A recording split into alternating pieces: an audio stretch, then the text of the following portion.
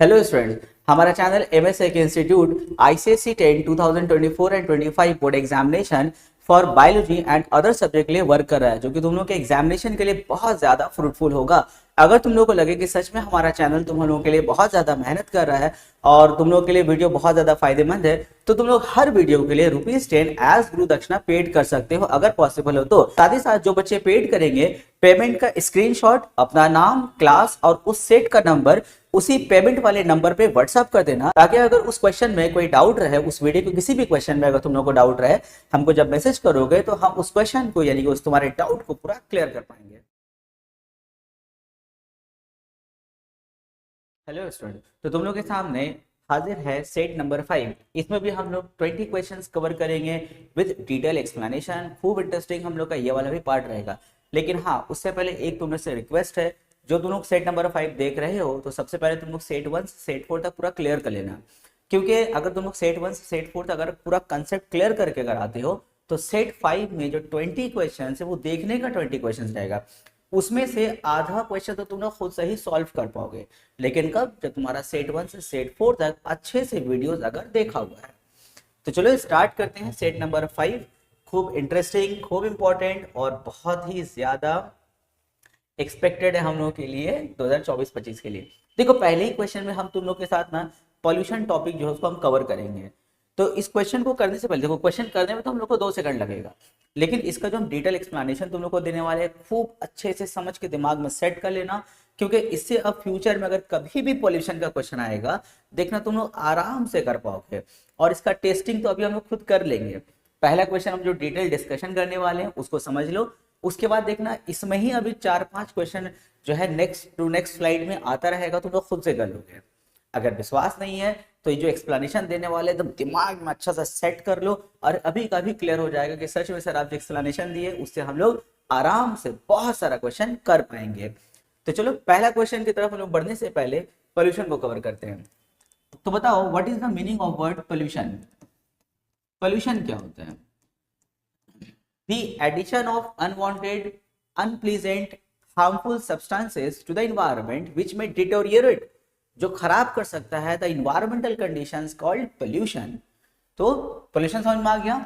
अब हम लोग आते हैं pollutants, the harmful substances that may causes the pollution, that substances are called pollutants, as for example dust particles, different gases etc। उसको हम लोग क्या बोलेंगे? pollutants बोलेंगे। जब हम बात करेंगे पोल्यूशन का, तो there are 5 types of pollution. कितना टाइप का है?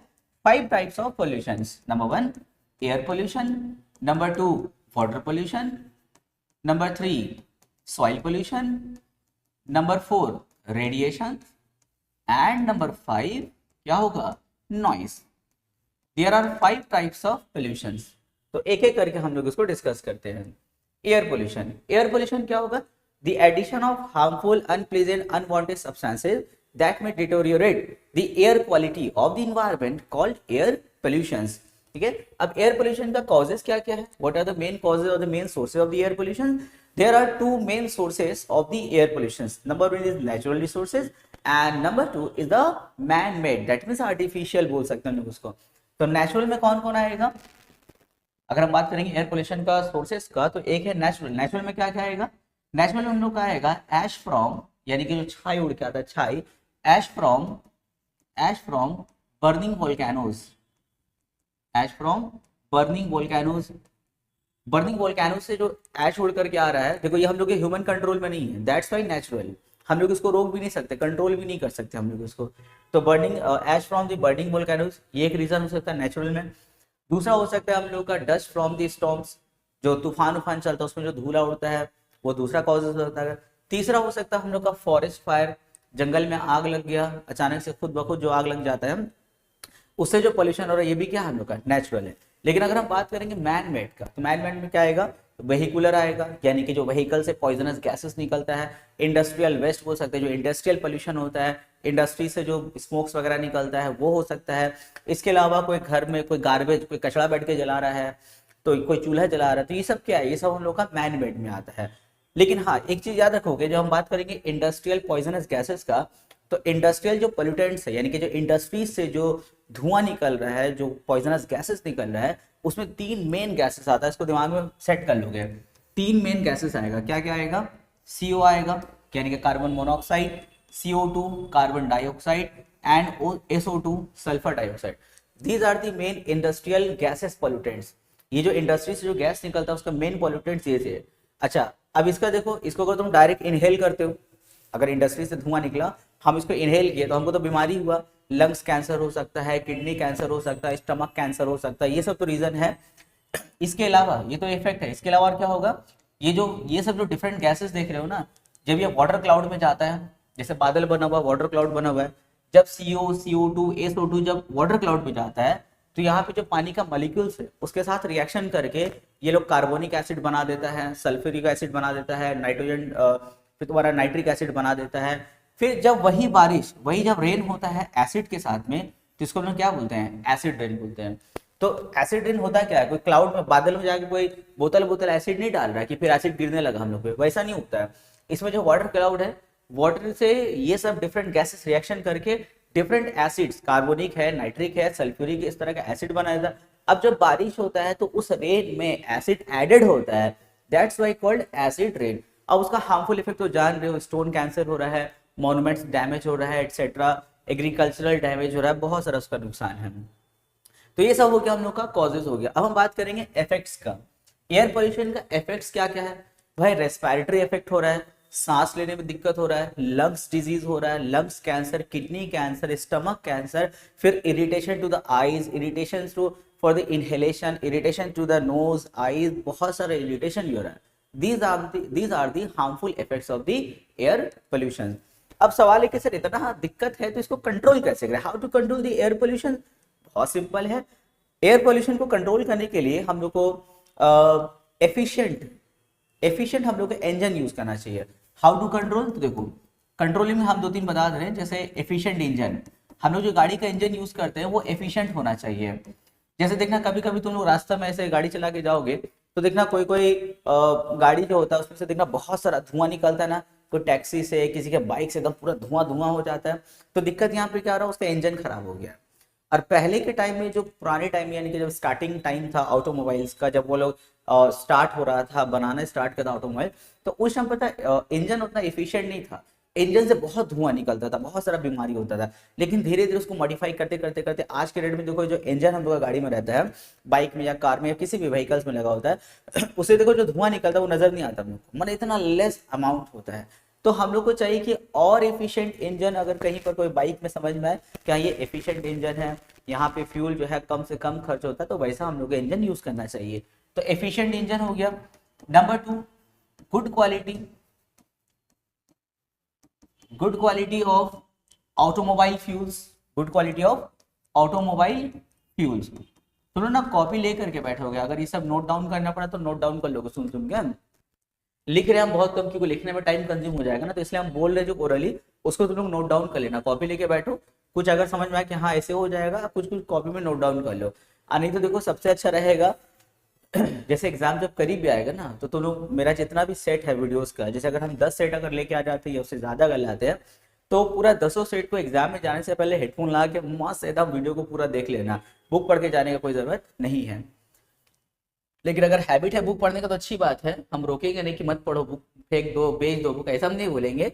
लेकिन अगर किसी बच्चे को लगता है कि सर बुक पढ़ करके भी मतलब उतना समझ में नहीं आ रहा है, दिक्कत हो रहा है, कोई बच्चा होता है कि जैसे सोचता है कि भाई सर सेल्फ स्टडी करेंगे, पूरा ऊपर से नीचे तक पूरा एक पेज पढ़ेंगे, तो कभी कभी देखो होता है क्या है ना, जैसे अगर तुम पहला पेज निकाले हो पढ़ने के लिए, तो पहला पेज में अगर 20 लाइन्स है, तो 20 लाइन्स में कम से कम 12 लाइन बेकार होता है, काम का नहीं रहता है तुम्हारे एग्जाम के पॉइंट ऑफ व्यू से। अब एग्जाम करीब आ रहा है तो भाई हमको इंपॉर्टेंट चीज पढ़ता है ना। अब 20 में से 12-14 लाइन इसे निकल गया, अब जो बचा 5-6 लाइन, उस 5-6 लाइन में 2-3 पॉइंट तुम्हारा इंपॉर्टेंट होता है, तो इतना टाइम हम लोग का कंज्यूम हो जाएगा ना। तो इसीलिए जब एग्जाम करीब आ जाए, टाइम इतना कम है, तो सेल्फ स्टडी से अच्छा होता है मेरा वीडियोस देख लो, खुद भी देखो और अपने दोस्तों को भी हेल्प करो, ताकि जब तुम्हारा मार्क्स अच्छा है, उसका भी मार्क्स अच्छा है, तो वो ऑलवेज तुमको दुआ दे कि भाई तेरे वजह से मेरा भी जो है बायोलॉजी अच्छा हुआ, क्योंकि हमने सर का वीडियो देखा था तुम्हारे हेल्प की वजह से। तो खैर चलो वापस आते हैं। एफिशिएंट इंजन यूज करो, good quality of automobile fuel use करेंगे। इसके अलावा increases the uses of increases the uses of LPG and CNG हम लोग को यूज करना चाहिए। इस तरह से हम लोग जो है इसको कंट्रोल कर सकते हैं। तो एयर पोल्यूशन का कॉजेज समझ में आ गया, उसका हार्मफुल इफेक्ट समझ में आ गया, उसका जो कंट्रोलिंग मेजर्स है वो भी हम लोग को क्लियर हो गया। अब हम लोग मूव करते हैं वाटर पोल्यूशन की तरफ में। वाटर पोल्यूशन भी क्या होगा? द एडिशन ऑफ हार्मफुल और the unwanted substances to the good quality of water that may deteriorate the water quality are called water pollution. जो जो फैक्टर उसको पोल्यूट करेगा उसको हम क्या बोलेंगे? पोल्यूटेंट्स बोलेंगे, यानी कि ऑल दो सब्सटेंसेस दैट में causes the water pollution are called water pollutants. अब आते हैं कॉजेज। आखिर क्या कॉजेज क्या है? देखो कॉजेज और उसका हार्मफुल इफेक्ट बहुत इंपॉर्टेंट है।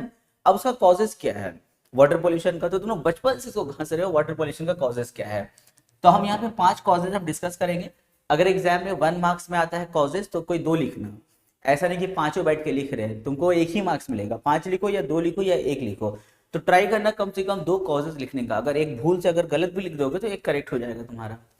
अब कॉजेज क्या क्या है देखो, पहला आता है हम लोग का house hold detergent. Water pollution का कॉजेज क्या है? हाउस होल्ड डिटर्जेंट, ये कॉजेज है। यानी कि घर में लोग जो सरफ पानी सब यूज करके फेंक रहे हैं, अम्मी लोग देखना कपड़ा बड़ा धोती है, कपड़ा धोई ऐसे एक गमला सरफ निकला, या वॉशिंग मशीन में देखो जो ड्रेन किया जाता है वो गंदा पानी को, तो उसमें डिटर्जेंट साबुन मिला होता है ना, उसको क्या करते हैं लोग? बोतल भर के घर में रख लेते हैं, नहीं ना, उसको भसा देते हैं हम लोग। और वो भस के कहाँ जा रहा है? भस के तुम्हारे पाइप से होता हुआ, हॉज से होता हुआ, ड्रेन से होता हुआ, रिवर से होता हुआ कहाँ पहुंच रहा है वो लोग? समंदर में पहुंच रहे हैं। तो वाटर पोल्यूट हो रहा है। नंबर 2 इंडस्ट्रियल वेस्ट, या फिर पहले सेवेज लिख लेंगे। सेवेज, सेवेज क्या होता है? Liquid discharge. घर से हम लोग का जितना भी लिक्विड हम लोग डिस्चार्ज करते हैं, चाहे वो वॉशरूम से लिक्विड हो रहा है या फिर टॉयलेट से जो लिक्विड डिस्चार्ज हो रहा है, ये सब क्या है हम लोग का में causes of water pollution. Number 3 में आता है हम लोग का देखो इंडस्ट्रियल वेस्ट। इंडस्ट्रियल वेस्ट, अब इंडस्ट्री का बहुत सारा पाइप है, जो लोग डिस्चार्ज पाइप दरिया में कनेक्ट कर देता है, समंदर में कनेक्ट कर देता है, तो इंडस्ट्रियल वेस्ट जाकर क्या करे? वाटर को पोल्यूट कर रहा है।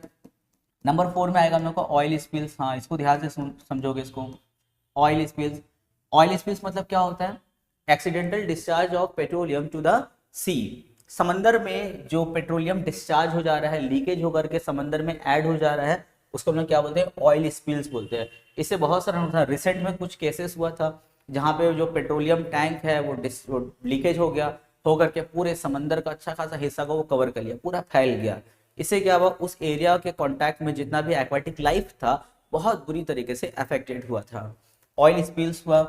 5 नंबर में हम लोग का आ सकता है जैसे देखो एग्जाम में तुम लोग 2 ही लिखोगे, ध्यान से हम तुम लोग के लिए लिख दे रहे हैं 4-5 ताकि तुम लोग के लिए खूब इजी रहे। तो हाउस होल्ड हो गया, सेवेज हो गया, इंडस्ट्रियल वेस्ट हो गया, ऑयल स्पिल्स हो गया, थर्मल पोल्यूशन होगा। एक क्या होगा? Thermal pollution. अब ये थर्मल पोल्यूशन क्या होता है? जैसे बहुत सारा कंपनी ना जो बड़ा बड़ा मशीन चलाता है, तो मशीन बहुत गर्म हो जाता है, उस मशीन को ठंडा करने के लिए उसमें ना पानी डालता है लोग। जब लोग पानी डालता है ताकि उसका मशीन ठंडा हो जाए, लेकिन मशीन को ठंडा करने की वजह से वहां तो वो हीट वाटर में ट्रांसफर हो गया ना, जो पानी हम उसके ऊपर डाले थे। अब वो वाटर क्या क्या ड्राम में भर के रख देगा लोग, ऑफिस में कंपनी में रख देगा, नहीं ना।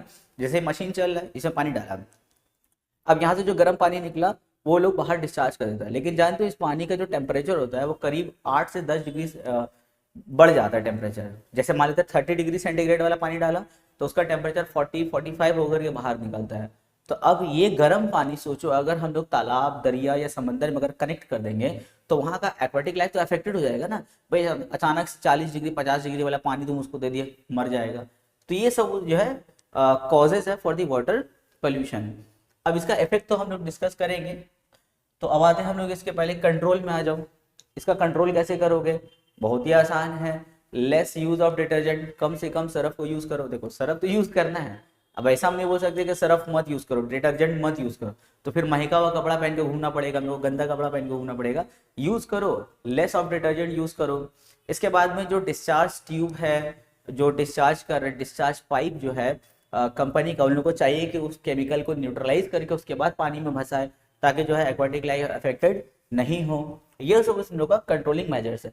कंट्रोलिंग मेजर्स में अगर एग्जाम में आएगा तो 1 मार्क्स से ज्यादा नहीं आता है, तो तुम लोग 2 ही लिखोगे, ज्यादा नहीं लिखना है। क्योंकि अब 5 तो कॉजेज लिखोगे, 5 तो हार्मफुल इफेक्ट लिखोगे, 5 तो उसका कंट्रोलिंग मेजर लिखोगे, 15 लाइन बैठ के लिख रहे हो, मार्क्स मिलेगा 3। अब कोई बच्चा 1-1, 2-2 पॉइंट ही लिखा, उसको भी 3 मार्क्स मिलेगा। तो दिमाग क्या बोलता है कि 1-1, 2-2 पॉइंट लिखोगे। अब तुमको 5 पॉइंट आता है तो 5 लिख मत देना, ठीक है, लिखेंगे हम लोग थोड़ा हिसाब से ताकि एग्जाम में पेपर हम लोग कवर कर पाए। नहीं तो मालूम होगा एक ही क्वेश्चन में पूरा एनर्जी और टाइम घुसा दिए हैं, अब मालूम होगा पेपर छिना गया, आधे ही लिखा हुआ है। अच्छा, इसका हार्मफुल इफेक्ट में क्या क्या आएगा? Aquatic life affected, number one.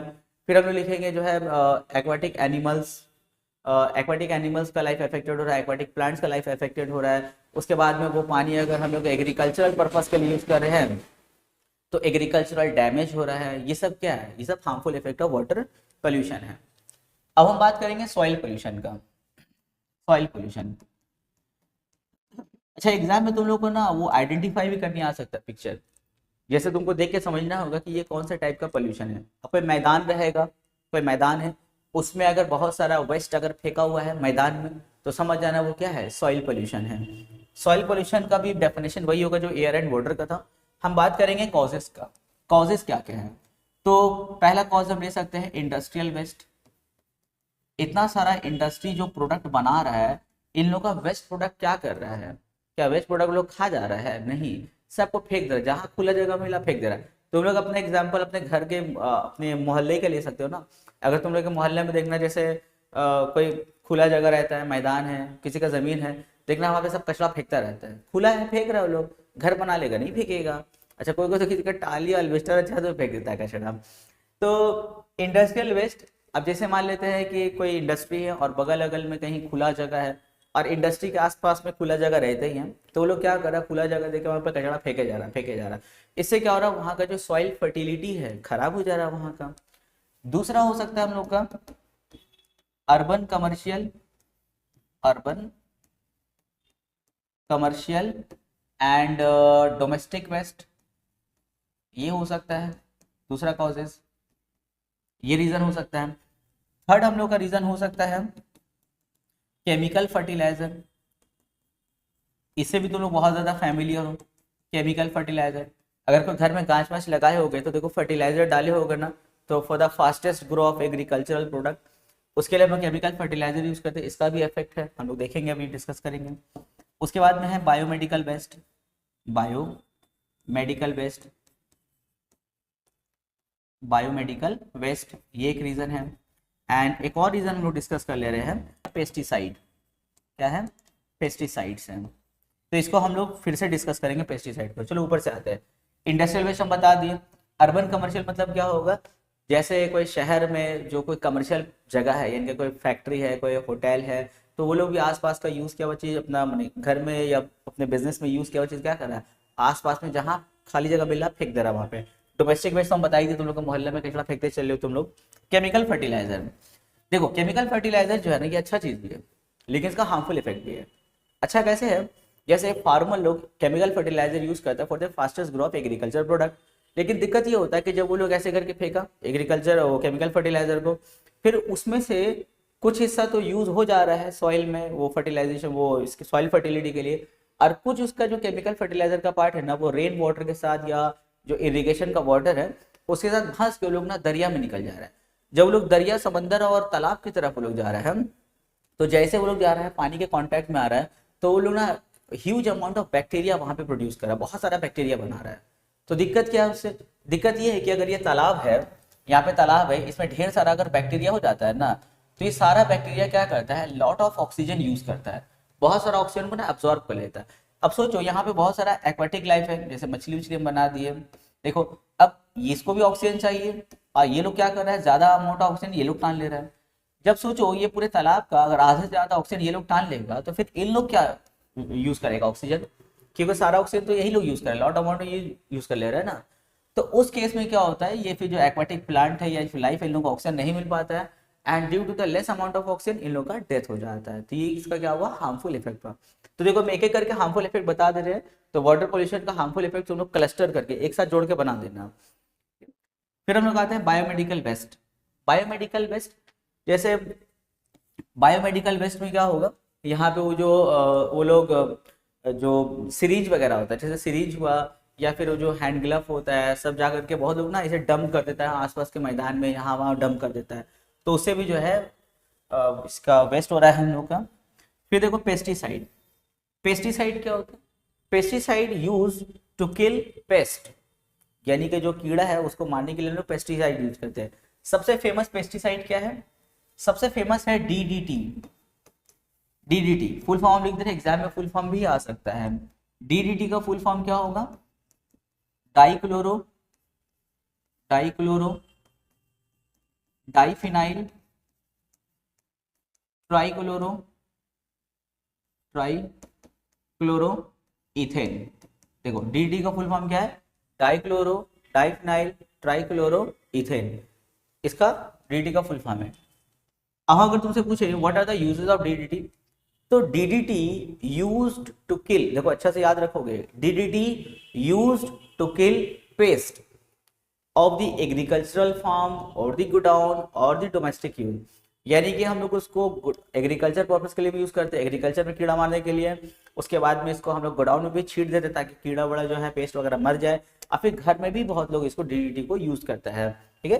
तो DDT use for to kill the pest in the agricultural farm, in the godown और इन द होम। ये डीडीटी का यूज है। तो देखो डीडीटी का यूज भी हुआ, मतलब ये ठीक है भाई, अच्छी बात है, ये तो अच्छा चीज हो ना। लेकिन देखो इसका हार्मफुल इफेक्ट भी है। कैसे? जब डीडीटी हम लोग जब छिड़कते हैं, जब हम लोग सॉइल में डीडीटी को डालें, तो उसमें कुछ तो ठीक है पेस्ट मारने में यूज हो गया, लेकिन डीडीटी का बहुत सारा अमाउंट फूड के साथ या एग्रीकल्चर प्रोडक्ट के साथ हो करके हम लोग के पेट में आ जाता है। क्योंकि डीडीटी का कुछ पार्टिकल जो है ना, कुछ मॉलिक्यूल्स, वो एग्रीकल्चर या फिर फ्रूट्स में चला जाता है, और जब हम उसको खाते हैं तो हम लोग उसको नुकसान होगा। उसके बाद हम लोगों का रेडिएशंस यानी कि न्यूक्लियर पोल्यूशन। देखो ये वाला तुम लोग का टॉपिक थोड़ा बड़ा हो जा रहा है, पहले क्वेश्चन में हम लोग का 20-25 मिनट पार कर जा रहे हैं, लेकिन उसका टेंशन नहीं है। तुम ये मत देखो कि सर आप एक क्वेश्चन के लिए हम लोग का 20 मिनट्स ले रहे हैं। एक क्वेश्चन नहीं, बल्कि यहाँ से अगर तुम लोग का 30 क्वेश्चन भी अगर बनता है, अब तुम लोग से एक क्वेश्चन भी स्किप नहीं होगा, देखना। और इसका टेस्टिंग तो अभी हम 4-5 क्वेश्चन में कर ही लेंगे तुम लोग के साथ। तो अच्छे से मन लगा के वीडियो को देखो, सोचो ये वीडियो को देखने से हम लोग का बहुत फायदा है, इस चीज को फील करके उसके बाद देखो, क्योंकि जो तुम लोग के एग्जाम के पॉइंट ऑफ व्यू के लिए इंपॉर्टेंट है वही टॉपिक डिस्कस करें, एक्स्ट्रा कोई डिस्कशन हम नहीं कर रहे हैं। अच्छा, रेडिएशन यानी कि न्यूक्लियर पोल्यूशन। हम लोग जानते हैं कि जो रेडिएशंस है, मतलब उसमें से खास करके एक्सरे सबसे ज्यादा यूज होता है। रेडिएशन मतलब क्या होता है? डिस्चार्ज ऑफ एनर्जी, किसी भी एलिमेंट से या किसी सोर्स से जब कोई रेज निकलता है, जैसे एक्स रे हुआ, अल्ट्रा वायलेट रे, सब क्या होता है? सब रेडिएशन होता है। उसमें सबसे इंपॉर्टेंट कौन होता है? हम लोग का एक्सरे होता है। एक्सरे का यूज तुम लोग जान ही रहे हो, बहुत ज्यादा होता है। इसके अलावा एक्सरे का जो एनर्जी है उसको हम लोग फोटोन में मेजर करते हैं, याद रखोगे इसका। ये unit of measurement of x-ray energy, x-ray का जो एनर्जी है उसका यूनिट क्या होता है? फोटोन होता है। रेडिएशन हम लोग और डिस्कस नहीं करेंगे, बाद में डिस्कस करेंगे ज्यादा डिटेलिंग। हम लोग आते हैं नॉइस में। नॉइस, नॉइस क्या है? अनवांटेड साउंड है, अनप्रेजेंट साउंड है, जो हम लोग को अच्छा नहीं लगता, वो हम लोग क्या है? सब नॉइस में आता है। नॉइस का कॉजेज क्या क्या है? बचपन से ही पढ़ते आए हम लोग। लाउड स्पीकर है, ब्लोइंग ऑफ हॉर्न्स है, उसके बाद में इंडस्ट्री में जो मशीन का साउंड है, ये सब है। फिर जो है हाई वॉल्यूम ऑफ टेलीविजन है, कोई कोई देखना अगल बगल घर में, कहीं पर नहीं, कोई अपना घर में बहुत जोर टीवी देखता है, तो ये भी क्या है? इसका कॉजेज है। इसका इफेक्ट्स का बात करें तो इसका इफेक्ट में क्या होगा? अगर हम लोग को प्रोलॉन्ग अगर नॉइस के कांटेक्ट में अगर हम लोग आते हैं, इट में डैमेज एयर ड्रम, कान का पर्दा पे इफेक्ट हो सकता है। नंबर 2, डिस्टर्बेंस इन स्लीप, सो नहीं पाएंगे। इट में causes high blood pressure, it में कॉजेज इरिटेशन ऑफ माइंड, चिड़चिड़ापन आ जाता है। These are the effect of the noise. And how to control the noise, noise यानी कि साउंड पोल्यूशन को कैसे कंट्रोल कर सकते हैं? Very easy, restriction on loud speaker, loud speaker पर रेस्ट्रिक्शन लगाना चाहिए। देखना कुछ कुछ हाई फाई सोसाइटी में ऐसा रहता है कि आप इतना बजे के बाद लाउड स्पीकर नहीं बजा सकते हैं। इसके अलावा अगर आप लाउड स्पीकर बजाइएगा तो उसका साउंड का जो ये होता है लाउडनेस होता है, वो कितना होना चाहिए? जैसे 50 से 60 डेसिबल गवर्नमेंट अलाउ करता है, लेकिन आसपास में शादी वादी जब होता है, कुछ इस तरह का प्रोग्राम होता है, तो बहुत ज़्यादा लोग क्रॉस कर जाता है, हम लोग कुछ बोल भी नहीं पाते हैं एरिया को देखने की वजह से। लेकिन 50 to 60 डेसिबल इतना सबको मैनेज करना चाहिए, तो ऐसे हम लोग कंट्रोल कर सकते हैं। उसके बाद फिर अवॉइड ब्लोइंग ऑफ हॉर्न। देखना बेमतलब लोग गाड़ी में हॉर्न मारता है, और तुम लोग का जैसा है, जो लोग मेरा वीडियो देख रहे हो वो लोग स्कूटी और बाइक तो चलाते होगे, तो तुम लोग भी तो मस्ती करते होगे, ऐसे हॉर्न पे ऐसे उंगली दबा के ऐसे करके चलाते रहते होगे। तो ये सोचो कितना गलत है। तो ऐसा हम लोग को नहीं करना चाहिए, क्योंकि ठीक है तुम्हारा जो है जो तुमको मजा आ रहा है, लेकिन तुम्हारे बगल में जो है वो भाई 40-45 साल का आदमी है, उसको तो दिक्कत हो रहा है, उससे उसको समझना होगा तुम लोग को। और तुम्हारा स्कूटी है, तुम्हारा मस्ती, तुम्हारा ऐसे उंगली हॉर्न में दबा, तो तुमको मजा आ रहा है। लेकिन अगर तुम्हारे एज का अगर कोई बगल में खड़ा तो उसको क्या मजा? उसको फायदा नहीं है। तो अब सोचो अगर तुम अकेले ऐसा कर रहे हो, अगर तुम्हारे इलाके में तुम्हारे रोड में सब लोग ऐसा करने लगे, बेमतलब को हॉर्न मारेगा, और इसका सबसे ज्यादा तकलीफ वो लोग समझ सकता है जिन लोगों का घर रोड साइड में होगा। देख रहा दिन भर रात तक है हॉर्न का आवाज आते रहता है, बड़ा उन लोग को दिक्कत होता है सोने में, पढ़ाई करने में। अच्छा और भी इफेक्ट होता है, इंटरफेयर इन कम्युनिकेशन, बात नहीं कर सकते हम लोग, है ना, less of concentration on the thought, हम लोग अपने किसी सोच पे कंसंट्रेट नहीं कर सकते। ये सब इफेक्ट है, सबको क्लस्टर करके मिला करके लिख देना। लेकिन एग्जाम में इफेक्ट अगर आएगा तो एक या दो ही लिखोगे, ज्यादा नहीं। नॉलेज रखो पर ज्यादा लिखना नहीं तो फिर टाइम कंज्यूम हो जाएगा। जैसे अगर हम कुछ सोच रहे बैठ करके, थॉट एकदम कुछ कंसंट्रेट करें, अब अचानक से कोई चिल्ला दिया, अचानक से कोई जोर से गाना बजाने लगा, लेकिन हम लोग फोकस नहीं कर पाते, तो ये भी क्या है, इफेक्ट है नॉइस का। तो चलो, इस तरह करके हम लोग का पोल्यूशन का कंसेप्ट क्लियर हो गया, पूरा टॉपिक क्लियर हो गया। अब क्वेश्चंस करते हैं, देखते हैं तुम लोग कितना समझ पाए। अगर तुम लोग अच्छे से समझ गए तो देखना लाइन से 3-4 क्वेश्चन आराम से हम लोग कर लेंगे, फ्यूचर में जितना क्वेश्चन आएगा आराम से कर लोगे। तो अगर ज्यादा दिक्कत अगर हो रहा तो एक बार वीडियो को फिर से प्ले करके देख लो, उसके बाद क्वेश्चंस में आगे बढ़ेंगे ताकि खुद से सॉल्व कर पाओ। क्वेश्चन, पहला क्वेश्चन है, सारा suffers from the respiratory infection, सारा को इन्फेक्शन हो गया सांस लेने वाला जगह में। Her resident is close to industry, उसका घर किसी इंडस्ट्री के बगल में है। What could be the most likely cause of her condition, वो बेचारी को जो इन्फेक्शन हो गया। अच्छा एग्जाम्पल, हम रैंडम एग्जाम्पल लिए नाम है। अब ऐसा नहीं कि कोई सारा नाम की लड़की देख रही होगी, या तुम्हारा कोई रिलेटिव में कोई सारा होगा तो बोलोगे देख देख देख सर तेरे बारे में क्या बोले, तो बीमारी है का, ऐसे पूछना उछना नहीं, एक रैंडम एग्जाम्पल है। तो सारा का रिस्पायरेटरी प्रॉब्लम हो गया, सांस लेने में उसको दिक्कत हो रहा है, और उसका घर इंडस्ट्री के बगल में है, तो उसको क्या रीजन हो सकता है उसका बीमारी का? क्या उसको नॉइस पोल्यूशन हुआ है? भाई नॉइस से सांस में क्या लेना देना, कहीं जोर जोर गाना बजेगा तो मेरा सांस लेने में कोई दिक्कत हो जाएगा, तो ये नहीं हो सकता है, हटा दो। क्या न्यूक्लियर पोल्यूशन हो सकता है? भाई इंडस्ट्री से न्यूक्लियर कहाँ से निकलने लगा, तो ये भी कॉजेज नहीं हो सकता है। क्या वाटर पोल्यूशन है? भाई वाटर पोल्यूशन कहाँ, इंडस्ट्री है, अब पानी पी के सांस लेने में थोड़ी हम लोग को दिक्कत होता है, तो वाटर पोल्यूशन भी नहीं है। तो ले दे के बचा के हम लोग का एयर पोल्यूशन। तो जो लोग जो है अच्छे से अगर कंसेप्ट समझ गए होगे तो उसका आंसर खुद से कर पाए होगे। और यहाँ देखो 4 पिक्चर भी हम यहाँ पे क्वेश्चन में अटैच किए थे, क्योंकि एग्जाम में क्वेश्चन तुम लोग का पिक्चर बेस्ड भी आ सकता है। तो बताओ तो ये वाला क्या लग रहा है, कौन सा पोल्यूशन है? देखो ये आदमी को बड़ा दिक्कत हो रहा है, चारों तरफ से साउंड आ रहा है, तो नॉइस है यानी कि साउंड पोल्यूशन। देखो ये पूरा उंडेल रहा है पानी में, पूरा बोतल फोतल सब भांस रहा है, तो ये क्या है, वाटर पोल्यूशन है। देखो इंडस्ट्री, ये सारा का केस है, इस सारा के साथ ऐसे ही हुआ है, इंडस्ट्री में तो इतना सारा धुआं निकल रहा है, ये क्या है, एयर पोल्यूशन है। ये देख के तो याद आ रहा होगा 1945 Hiroshima Nagasaki atom bomb explosion, देखो वही ऐसे बूम ब्लास्ट होकर निकल रहा है। तो यहाँ पे क्या होगा, न्यूक्लियर पोल्यूशन हो रहा है, यानी कि रेडिएशंस हो रहा है। चलो नेक्स्ट क्वेश्चन में आते हैं, देख तुम लोग कितना समझ में आया है। अरे वाह, ये तो जाना पहचाना आ गया, DDT. Justify the statement why DDT is used in agriculture, agriculture में डीडीटी का यूज क्यों किया जाता है? तो आंसर खुद से दे दो, हम फिर भी बता दे रहे हैं। DDT use to kill pest in the agriculture farm और in the godown and in the home. Answer हो गया इसका। Number 3, which of the following gas can causes acid rain, अरे इसमें से कौन सा गैस एसिड रेन का कॉजेज हो सकता है, हो सकता है। अभी हम तुम लोग को जो गैसेस पॉल्यूटेंट्स पढ़ाए थे वहां पे एसिड रेन हम डिस्कस किए थे ना, तो वहां पे हम 3 गैसेस का एग्जांपल लिए थे, सी था, CO2 था, और क्या था, SO2 यानी कि सल्फर डाइऑक्साइड था। अब बोले इसमें तो कौन सा है सर? 3 part A. फायदा समझ में आ रहा है? देखो उतना देर से हम लोग जो टॉपिक डिस्कस कर रहे थे वो सब क्वेश्चन तुम लोग खुद से कर पा रहे हो। इसके अलावा फ्यूचर में कोई भी क्वेश्चन आएगा आराम से कर लोगे, कोई चाप नहीं है। क्वेश्चन नंबर 4, अरे वाह, ये तो 3 मार्क्स का क्वेश्चन आ गया। देखो एग्जाम में 3 मार्क्स का रहेगा। क्वेश्चन में है, study the picture given below and answer the question. Picture अच्छे से देख लो और सोचो ये कौन सा पोल्यूशन हो सकता है। पहला क्वेश्चन है, identify the type of pollution shown in the given above picture. Picture को देखिए क्या लग रहा है, कैसा पोल्यूशन है? Water pollution? नहीं सर, क्या बात करें। रेडिएशन? नहीं सर। नॉइस? नहीं सर। Water pollution? नहीं सर। तो क्या है, सॉइल पोल्यूशन? नहीं सर। तो एयर पोल्यूशन। वेरी गुड, दे पा रहे हो आंसर सब लोग? जो लोग खुद से आंसर दे पा रहे हो कमेंट में जरा थैंक यू बोल देना, ठीक है, कि वाह सर क्या एक्सप्लेन किया है, कि आराम से हम लोग कर पा रहे हैं। अच्छा, how this type of pollution is harmful to human, air pollution से आपको क्या नुकसान हो सकता है? सर रेस्पिरेटरी प्रॉब्लम होगा सर, ये इफेक्ट लिख सकते हो, सांस लेने में दिक्कत, रेस्पिरेटरी प्रॉब्लम होगा। इसके अलावा लंग्स कैंसर हो सकता है, इट में causes the kidney cancer, it में कॉजेज द स्टमक कैंसर, इतना सारा है, पर दो लिखना, फूलों में बाई मत जाना सर।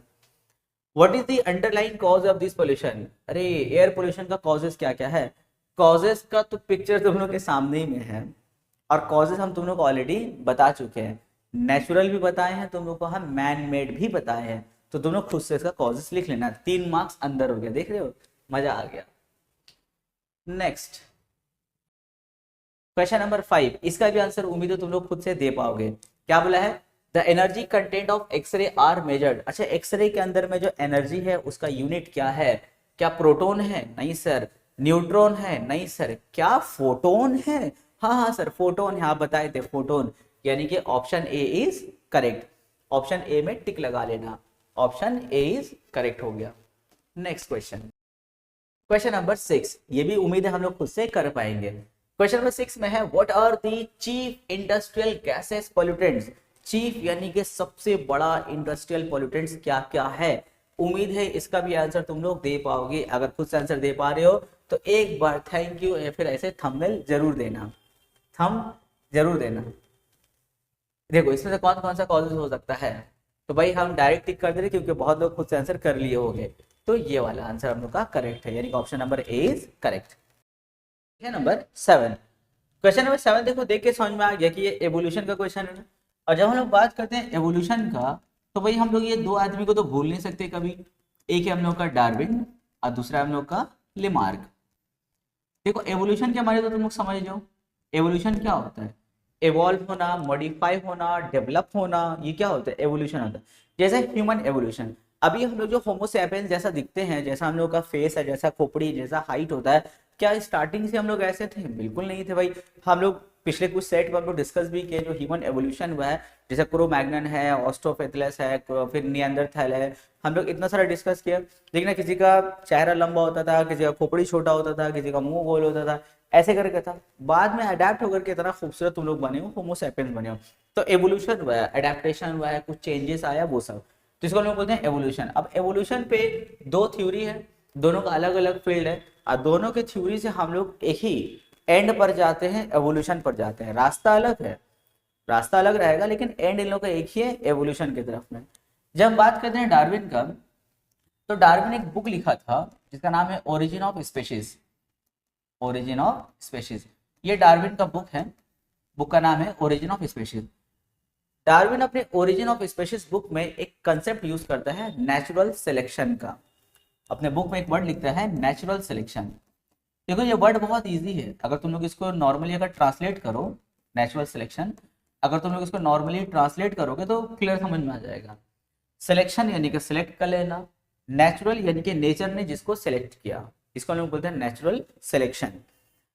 अब ये नेचुरल सिलेक्शन में कंसेप्ट क्या था डार्विन का, डार्विन एवोल्यूशन कुछ इस तरह एक्सप्लेन करता है कि उसका कहने का मतलब है कि जितना भी लिविंग ऑर्गेनिज्म है वो लोग सरवाइव करने के लिए बहुत ज़्यादा रिप्रोड्यूस करता है, अपने जो खानदान है उसको बढ़ाने के लिए, बचाने के लिए वो लोग बहुत ज़्यादा रिप्रोड्यूस करता है, ठीक बात है भाई।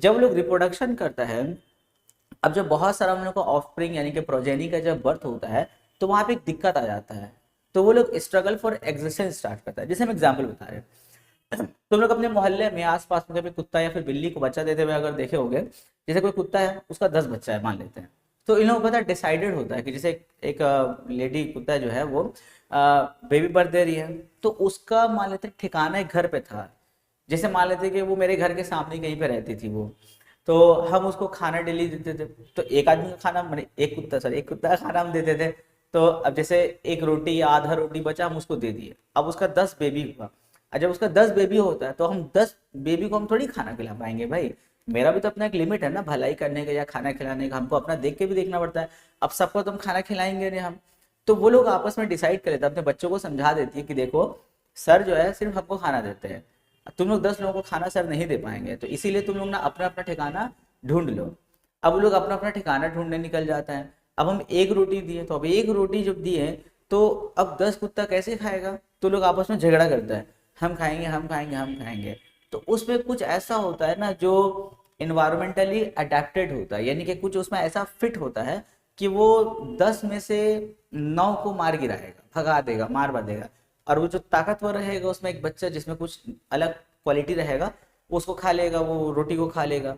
इससे क्या हुआ, डेली वही अगर चलेगा, हम लोग का सेम केस चलता रहेगा, तो अगर हम उन लोग को 30 डेज अगर हम लोग को खाना दिए, वो जो एक था वही अगर 30 दिन खाना खाता रहेगा और बाकी 9 को लात मार के भगा देगा, अगर लड़ वड़ के भगा देगा, तो देखो वो 9 तो मर जाएगा ना। तो नेचर इसको क्या किया, सेलेक्ट किया, जो नेचुरली अलग था उस नेचर के लिए वो अडेप्टेड था। कैसा नेचर था कि छीन करके मार के खाना खाना है, ये उसका माहौल था, इस इन्वायरमेंट में वो अडेप्टेड था। बाकी 9 अडेप्ट नहीं हो पाया, मतलब लड़ के नहीं खा पाया। हाँ, अगर ऐसा होता कि वो लोग कोई शाही घराना, कोई शाही फैमिली वाला रहता तो 10 कुत्ता को खाना मिलता, 10 बच जाता।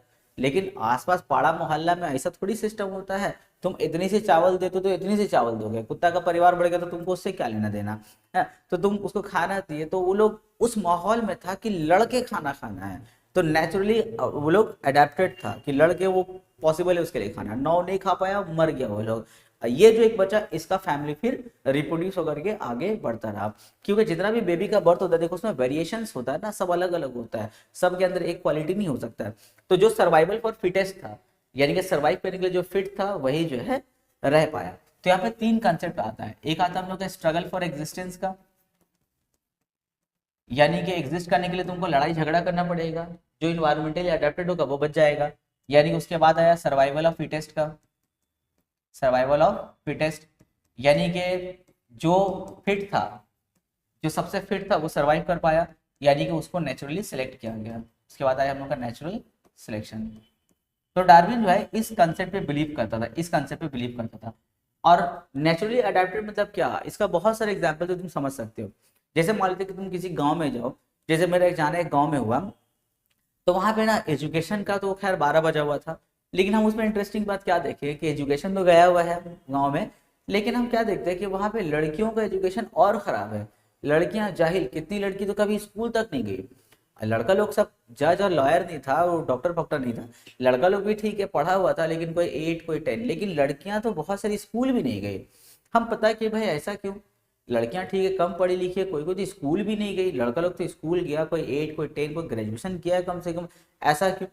तो वो लोग हमको वहाँ पे एक इंटरेस्टिंग रीजन पता चला कि जब स्कूल में जब हम लोग का एडमिशन हुआ, तो स्कूल में जिस क्योंकि गाँव वगैरह में तो स्कूल का इंफ्रास्ट्रक्चर ठीक नहीं था, वहाँ पे टॉयलेट फैसिलिटी भी सही नहीं था।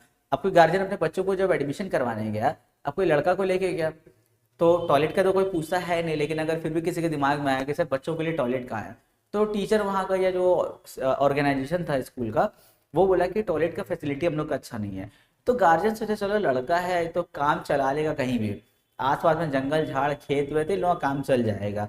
तो वो लोग देखो इन्वायरमेंटली अडेप्टेड था, वो लड़का लोग इन्वायरमेंटली अडेप्टेड। यहाँ का इन्वायरमेंट कैसा है कि भाई टॉयलेट फैसिलिटी नहीं, तो कहीं झाड़ के पीछे जाकर अपना काम कर लेंगे। लेकिन लड़कियों को क्या दिक्कत हुआ, लड़कियां इस मामले में फिट नहीं हो पाती हैं, तो वो लोग स्कूल नहीं गई, एडमिशन नहीं करवाई। तो देखो लड़का लोग जो था वो लोग नेचुरली अडेप्टेड था उस इन्वायरमेंट के लिए, तो उन लोग का एजुकेशन बढ़ा, लेकिन लड़कियों का एजुकेशन नहीं बढ़ा। तो लड़का लोग नेचुरली सिलेक्टेड हो गया। अब वो लोग देखो उन लोग का फ्यूचर बढ़ रहा है, सब लड़का लोग पढ़ रहा, यहाँ पे उन लोग खत्म हो गए, लड़की लोग का एजुकेशन खत्म हो गया। तो ये सब हम लोग का रीजन होता है नेचुरल सिलेक्शन का। तो ये किसका है, डार्विन का थ्योरी है। लेकिन लेमार्क क्या अपना बताया, लेमार्क जब एवोल्यूशन को एक्सप्लेन किया है तो उसका अलग थ्योरी था, उसका था यूज एंड डिसयूज का। देखो ये भी हम जो कंसेप्ट डिस्कस करें अच्छे से दिमाग में सेट कर लोगे, फ्यूचर में अब डार्विन और लेमार्क जब भी क्वेश्चन आएगा एक भी क्वेश्चन तुम्हारा नहीं छूट पाएगा। तो देखो यूज एंड डिसयूज, और दूसरा था inheritance of acquired character. Lamarck अपना थ्योरी को इस 2 कंसेप्ट से एक्सप्लेन किया था, अक्वायर्ड कैरेक्टर।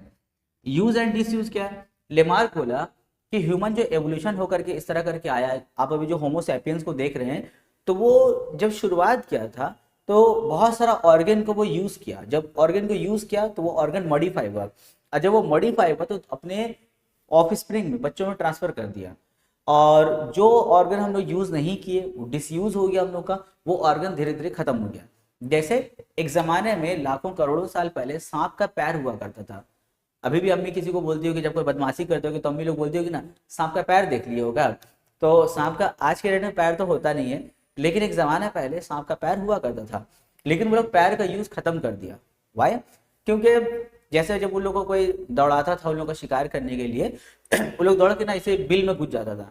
अब चूंकि लोग का पैर भी था, अब ऐसे सांप है, इतना बड़ा पैर है उसका, अब इतना, तो इतना बड़ा बिल में लोग जाकर के घुसा, अब इतना बड़ा बिल में घुसा, तो जो भी उसको दौड़ा रहा था पकड़ने के लिए वो तो आराम से हाथ डाल के आराम से पकड़ लिया उसको।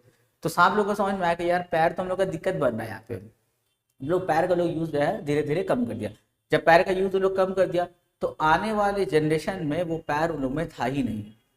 जैसे ये थोड़ा सा अजीब है, जैसे ह्यूमन में देखो बहुत सारा वेस्टिकल ऑर्गन है, उसका हम लोग का यूज नहीं है, तो क्या लेमार्क के अकॉर्डिंग ये फ्यूचर में गायब हो जाएगा?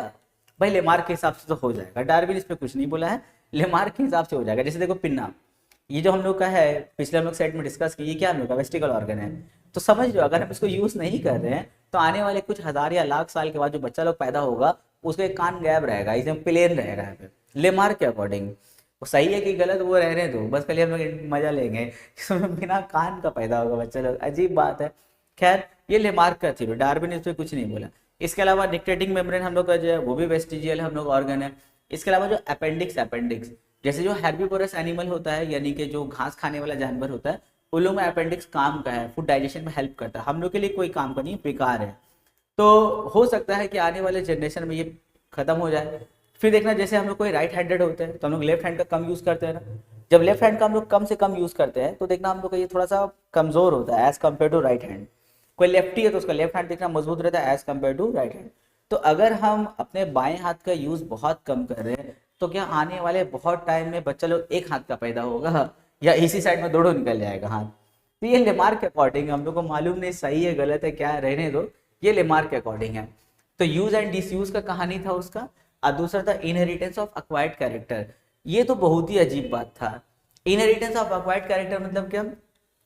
लेमार्क के हिसाब से था कि अगर कोई ऑर्गेनिज्म, अगर कोई जानवर जैसे लिविंग जो एनिमल ले लो या प्लांट ले लो, अगर वो अपने अंदर में कोई कैरेक्टरिस्टिक्स को एक्वायर्ड करता है यानी कि जीवन में सीखता है तो वो उसके बच्चों में ट्रांसफर हो जाएगा।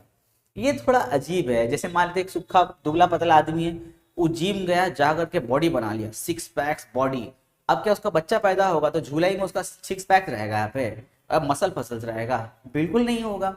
लेकिन लेमार्क बोला कि नहीं होगा, बोला कि घोड़ा जब व्यक्ति को था, घोड़ा दौड़ा दौड़ा दौड़ा तो दौड़ करके ऐसे तो उसका हाइट और मसल्स बढ़ गया, उसका जब बच्चा पैदा हुआ तो बड़ा होने के बाद में उसका ऑलरेडी उतना मसल्स और हाइट था, फिर जब जो है वो और दौड़ा तो उसका हाइट और मसल्स और बढ़ गया, उसका जब बच्चा पैदा हुआ तो बड़ा होकर के यहाँ तक पहुंच गया, उसके बाप के वहां तक, अपने दादा तक नहीं पहुंचा, अपने बाप तक पहुंचा, फिर वो दौड़ा, ऐसे करते करते करते उन लोग जो है आज के दिन में इतना बड़ा घोड़ा देखते हैं हम लोग।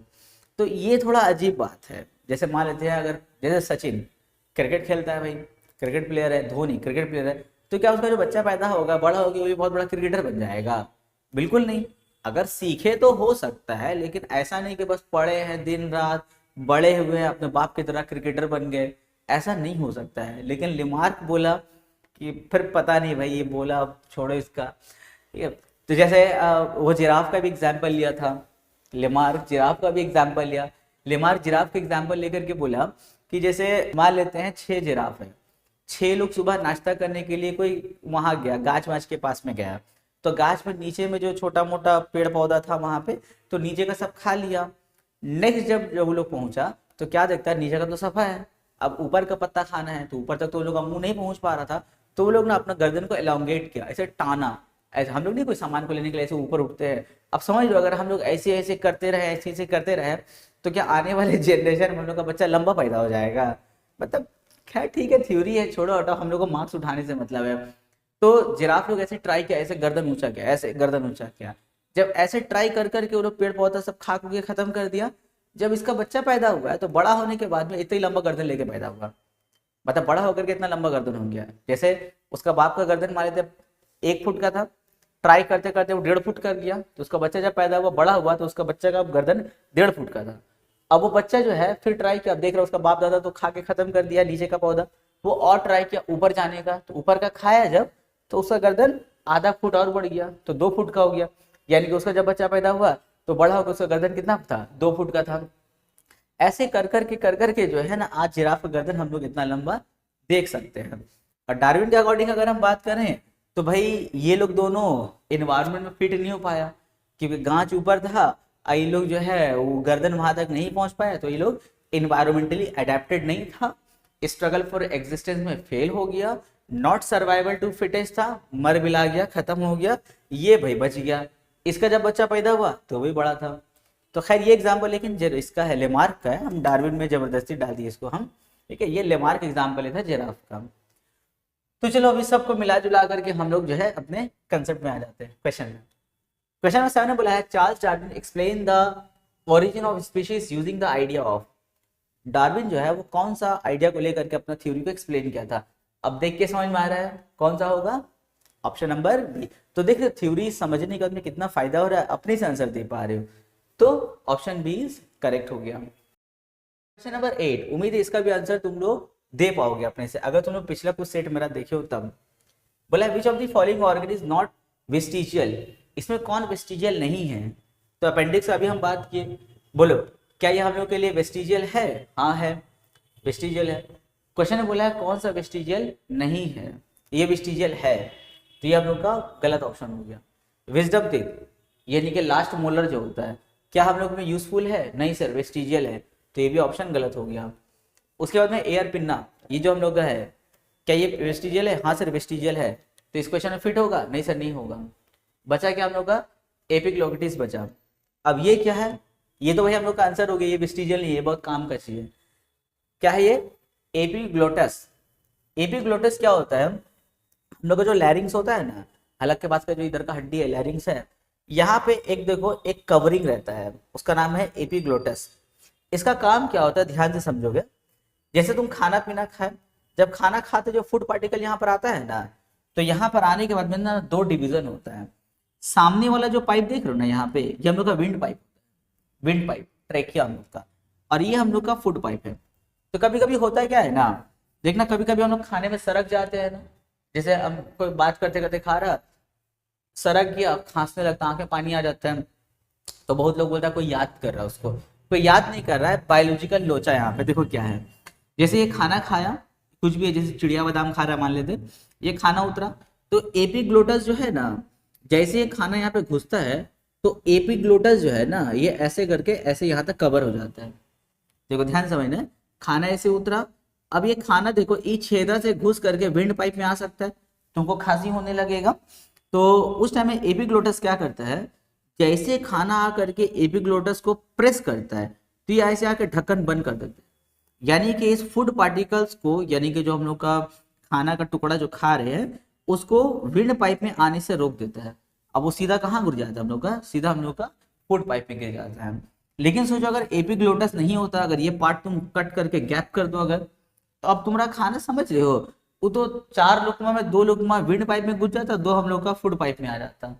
अब बोलोगे सर विंड पाइप में जाके नुकसान क्या है, अरे विंड पाइप का कनेक्शन लंग्स में, भाई तुम खाना खाओगे, तुम कुछ खा रहे हो, तो भात खा रहे हो बैठ के, तो भात तुम्हारा पेट में जाएगा ना, लंग्स में जाना चाहिए, तो इसीलिए फूड पाइप में घुस जाता, तुम लोग को नुकसान हो जाता। अब जैसे हम लोग का फूड पाइप में घुसता है, विंड पाइप में घुसता है, तो ब्रेन को पता चल जाता है, तो इस टाइम एक रिफ्लेक्स आता है कफिंग का, खांसते हम लोग ऐसे खांस खांस के हम लोग जो उसको बाहर निकाल देते हैं, ठीक है। तो जो हम लोग का वेस्ट पार्टिकल उसमें घुस जाता है। देखना कभी कभी नहीं ऐसे हम लोग को बोलता है जोर से खांसो, ऐसे करके हम लोग खांसते हैं, वो अटका हुआ रहता है वहां पे, एनी हाउ रोक के रखता है, अब खांसते फिर वो निकल जाता है वो चीज। तो एपिग्लोटस जो है वो काम का चीज, वो वेस्टिजियल नहीं है, वो हम लोग का काम का चीज है। ये क्या करता है, खानों को विंड पाइप में घुसने से रोकता है, कवरिंग हो जाता है यहाँ पे, अब खाना सीधा धाई से कहाँ चले जाता है, हम लोग के फूड पाइप में जाता है। तो बोला था कौन सा इसमें वेस्टिजियल नहीं है, भाई ये लोग तो वेस्टिजियल है तीनों, तो कौन वेस्टिजियल नहीं है, एपिग्लोटस हम लोग के वेस्टिजियल नहीं है। चलो next question, question number 9, Lamarck give an example of which animal to show the use of an organ. Lamarck कौन सा एग्जांपल लेके काम किया था, भाई आंसर तुम लोग खुद से दे दो, sir option number C is correct, option C हम लोग का करेक्ट है। क्या एग्जांपल लिया था, वो जिराफ का एग्जांपल लिया था, option number C is correct. देख रहे हो एक बार हम लोग कंसेप्ट अगर देख रहे हैं कितना आराम से आंसर कर पा रहे हैं, इसीलिए बार बार हम बोले थ्योरी पढ़ना जरूरी है। आते हैं क्वेश्चन नंबर 10 में, the characteristics of face of Cro-Magnon. Human evolution हम लोग जानते हैं, तो ह्यूमन एवोल्यूशन के हिसाब से क्रो-मैग्नन जो होमो सैपियंस से पहले था, जस्ट पहले, जो निएंडरथल के बाद और होमो सैपियंस के पहले, यानी कि दोनों के बीच में जो क्रोमैग्नेट है, उसका फेस कैसा होता था। तो यहाँ पे देखो दो एग्जाम्पल हम लिए हैं, पिक्चर भी लिए हुए हम। तो देखो ये था, ये मुंह लटका हुआ है। अभी के टाइम में ऐसा आदमी आगे बैठा रहेगा तो हम लोग सोचेंगे मुंह लटका के बैठा हुआ है के बीच में, लेकिन ये ऐसा इन लोगों का फेस था, ऐसा बैठा रहेगा लेकिन मुंह लटका के बैठा हुआ है। इन लोगों का हड्डी का स्ट्रक्चर देखो ऐसे था, यानी कि इन लोगों का जो ऊपर नीचे दो जॉ था ना, जबड़ा, वो नीचे की तरफ इंक्लाइंड होता था, ऐसे नीचे की तरफ इंक्लाइंड होता था, इसीलिए मुंह लगा ऐसे ऐसे लटका के बैठा रहता था। लेकिन अगर हम बात करें क्रो-मैग्नेट का, तो क्रो-मैग्नेट एक ऐसा ह्यूमन एवोल्यूशन होकर एंसेस्टर आया था जिन लोगों का दोनों जॉ स्ट्रेट था ऐसे, जैसे आज के डेट में हम लोग का है। इससे थोड़ा सा और डेवलप ही हम लोग है, क्योंकि इन लोग का मुंह थोड़ा सा ऐसे लटका हुआ ऐसे रहता था, चिन उतना ज्यादा नहीं होता था जितना आज के डेट में हम लोग का ऐसे चिन दाढ़ी रहता है। तो क्रो-मैग्नेट जो रहता था ना, उन लोग का जो जॉ होता था, जॉ वो लोग स्ट्रेट ऐसे रहेगा, स्ट्रेट रहता था। इन लोग का देखो ऐसे रहता था, बल्कि मुंह लटका हुआ लगता था। और इससे पहले अगर जाओगे वो पहला वाला में अगर जाओगे तो उसका तो और मुंह लटका रहता था, खोपड़ी भी छोटा होता था उस टाइम में, इन लोगों का खोपड़ी बड़ा है। तो ऐसे स्ट्रेट रहेगा। अब इसका एक टर्मिनोलॉजी है, जो दोनों जॉ ऐसे स्ट्रेट रहेगा इसका टर्मिनोलॉजी है, इसको हम लोग क्या बोलते हैं, ऑर्थोगैंथस फेस। ऑर्थोगैंथस फेस बोलते हैं, यानी कि इन लोगों का जॉ क्या होगा, ऐसे स्ट्रेट होगा, यानी कि option number B is correct. Question number 11, which of the following was not more taller than 4 feet. 4 feet से लंबा कौन नहीं होता था, यानी कि सबसे नाटा कौन वाला जो है एंसेस्टर होता था। तो तुम लोग के दिमाग में एक चीज आ सकता है कि सर 4 फीट से सबसे 4 फीट से छोटा मतलब एकदम नाटा होगा। एकदम नाटा शुरुआत में था, यानी कि ऑस्ट्रेलो वाला, यानी कि ऑस्ट्रेलोपिथेकस, ये सबसे नाटा हुआ करता था, स्टार्टिंग का एंसेस्टर जो था। नंबर 12, क्वेश्चन नंबर 12 देखो, the correct stage of evolution of modern man. ये हम लोग पिछले 2-3 सेट में हम लोग डिस्कस कर चुके हैं, इसका डायरेक्ट हम आंसर देना चाहेंगे, कौन सा होगा, option C is correct, Australopithecus, Homo habilis, Cro-Magnon and Homo sapiens. Question number 13, ये सब क्वेश्चन को देखने से पहले तुम लोग पिछला सेट जरूर क्लियर कर लोगे, क्योंकि अगर तुम लोग पिछला सेट अगर देख चुके हो तो इसका आंसर तो आराम से दे पाओगे, क्योंकि पिछले सेट में हम ब्लाइंड स्पॉट यानी कि येलो स्पॉट और इस तरह करके बहुत सारे टॉपिक पे डिस्कशन किए थे। अब जो क्वेश्चन आ रहा है 3-4 क्वेश्चन हम लोग का उसी टॉपिक पर बेस्ड होगा। देखो क्वेश्चन नंबर 13 है, the rod cells are sensitive to. Rod cell कहाँ सेंसिटिव होता है, टू डीम लाइट। बहुत डिस्कस किए थे हम, डिटेल डिस्कशन है। ये सब क्वेश्चन करने से पहले सेट नंबर 4 जरूर जाके देखोगे सब लोग। 14, the cones are sensitive to. Cones कहाँ सेंसिटिव होता है, to bright light. Very good. Question number 15, rod cells contain the pigment. Rod cell में कौन सा पिगमेंट है, रोडोप्सिन होता है, यानी कि विजुअल पर्पल भी हम लोग उसको बोलते हैं। Number 16, cone cells contain the pigment. Cone cell में कौन सा पिगमेंट होता है, आयोडोप्सिन होता है। ये पिछला सेट में हम डिस्कस किए हैं, जो लोग बच्चे लोग देखे होंगे सेट नंबर 4, इसका क्वेश्चन तो देख के खुश हो गए होंगे, फटाफट आंसर अपने से दे पा रहे होंगे। 17, जेनेटिक कंस्टिट्यूशंस आर कॉल्ड। देखो हम लोग के दो कैरेक्टरिस्टिक्स होता है जेनेटिक में, जो हम लोग चैप्टर नंबर 3 में पढ़े। एक होता है हम लोग का जेनोटाइप, यानी कि जो तुम्हारा क्रोमोसोम्स के अंदर में जो अरेंजमेंट होता है, उस अरेंजमेंट को हम लोग क्या बोलते हैं, जेनोटाइप। और जो तुम अपने आप को एक्सप्रेस करते हो वो तुम्हारा क्या होता है, फेनोटाइप। जैसे किसी बच्चे का हाइट बहुत ज्यादा है, तो हाइट अगर ज्यादा है तो उसका फेनोटाइप हम देख रहे हैं, हाँ भाई बहुत लंबा है। या कोई नाटा है तो देख के समझ में आता है कि हाँ भाई ये नाटा है, ये फेनोटाइप को देख के समझ में आ रहा है।